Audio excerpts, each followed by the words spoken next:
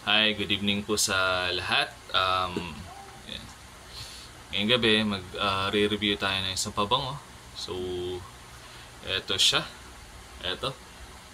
Ang View Papier ni Sir Greg Parilla in collaboration with Noah, and the perfumer behind this is none other than Sir Renato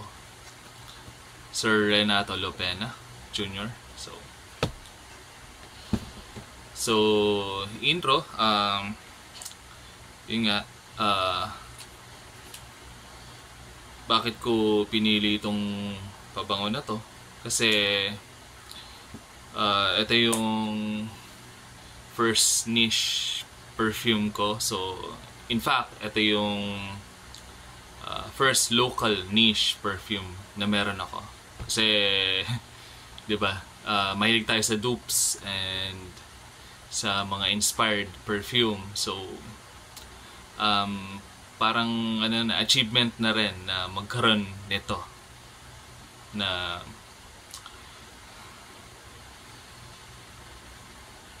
achievement na rin na, of course it's an achievement na magkaroon nito, isang OG blend, tapos gawa pa ng kapwa mo Pinoy.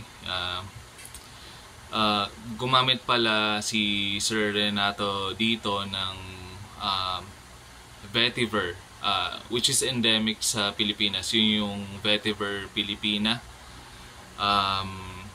Nakaka-proud kasi sariling atin yung raw materials na ginamit dito sa pabango na to. And dagdag pa na malaking tulong to sa mga farmers and sa mga harvesters natin ng vetiver Filipina. Ito sa packaging, so ito, yan shine yung rainbow, and then the View Papier and Cedar plus Patchouli. So eau de parfum, 50 ml. And then dito sa gilid, yan. So Dreamer Collection by Greg Parilla, View Papier. And then ito yung sa likod, yung SKU Noah. And then ito yung firma ni Sir Greg. Tapos buksan na natin. Okay, buksan na natin. So ang nandito ay yung mga libreng, yung nandito sa loob ay mga libreng stickers. So ito, and then yung letter ni Sir Greg, hindi ko na babasahin syempre. Tapos ito, yan, letter niya, and then yung notes. So nakasulat dito, fragrance notes, top notes bergamot, rosemary, juniper berries. Middle notes lavender and cinnamon. Base notes patchouli, cedar, vetiver, oak moss, and suede. And then meron pa palang isang sticker. And then yung ito, yung juice. Yan. So yung ito, so kita nyo naman safe na safe yung pabango natin kasi ayan, may cut through na foam inside, tapos matigas din yung karton, yung box mismo. So ilalagyan. So punta na tayo sa pabango. Ito yung pabango. Yan. Okay, so GP View Papier, Cedar plus Patchouli, eau de parfum 50 ml. Then dito sa ang simple, di ba? Minimalist yung dating. Tapos eto sa premium na premium, mabigat yung bote. Yung cap may engraving na, kung nakikita nyo, ayan, yan, GP. Yan. Diba? Mabigat din yung yung cap. Then eto. Yan. Ito. Spray tayo. Kung nakikita nyo, pressurize yung atomizer. So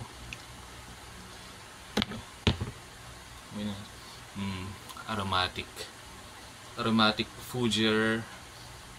So punta tayo sa notes niya. So, ang notes na yung nangingibabaw talaga, yung sa top, yung bergamot, yung citrusy, bitter, and then sa dry down niya, yung aroma, yung lavender talaga. Tapos, syempre, nakalahati ko na yung bote. So, alam na alam ko yung base note. Ano talaga, suede leather na and vetiver. Yun yung yung combination ng dalawang yun. And yung oak moss, yung pagkalumot, yun.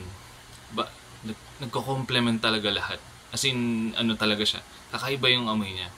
Sobrang rare. Kasi, di ba, yun nga, yung nahilig ako sa dupes. So, yun yung, yun yung, sa mga pabango ko, yun. Kasi, gourmand lover ako. So, first time ko magka-Fujier. And then, ganito pala. Oh, sobrang rare ng amoy. So, the performance ng pabango na to sa longevity, sobrang kung bibigyan ko ng numbers, 10 over 10. Kasi tumatagal siya. As in, 8 to 10 hours sa balat. Tapos sa damit, given talaga.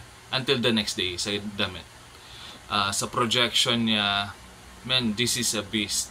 As in, talagang mamaw to kapag nag-project. As in, 2 meters naaamoy siya sa 2 meters.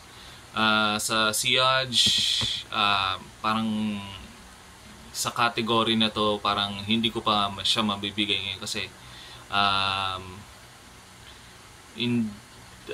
walang nagbabanggit sa akin na naamoy ko pa yung pabango mo. Wala naman nagbabanggit sa akin. So let's keep it blank.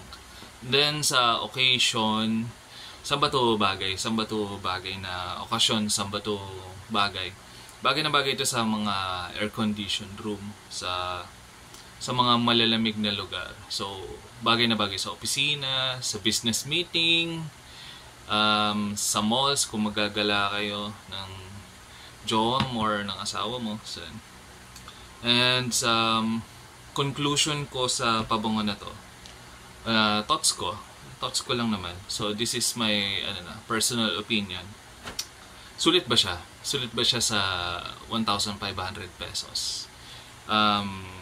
Sulit, oo. Sulit na sulit kasi yung mga ganitong caliber ng juice ay makikita mo lang or maaamoy mo lang sa mga 5,000 to 10,000 pesos na mga pabango. Susulit talaga yung sa 1.5 mo. And yun nga, amoy politician, amoy mayaman, amoy na mayaman na hindi mayabang, bagay na bagay ito sa mga politician. And hindi yung politician na corrupt tapos mataba. Yun ang hindi ko na i-imagine. Na-imagine ko to na politician, as in graduate talaga ng law. Tapos yung fit yung katawan, and then matalino pagdating sa mga sa pagpapasa ng mga batas. Yung ganun yung na-imagine ko. And anong recommendation ko? Would I recommend this perfume? Mara-recommend ko ba tong perfume na to? Yes. Kasi bihira ang mga ganitong klaseng amoy. So, kasi lahat ng mga kakilala ko, obvious na obvious ang mga sinusuot nila ng mga pabango. Eros,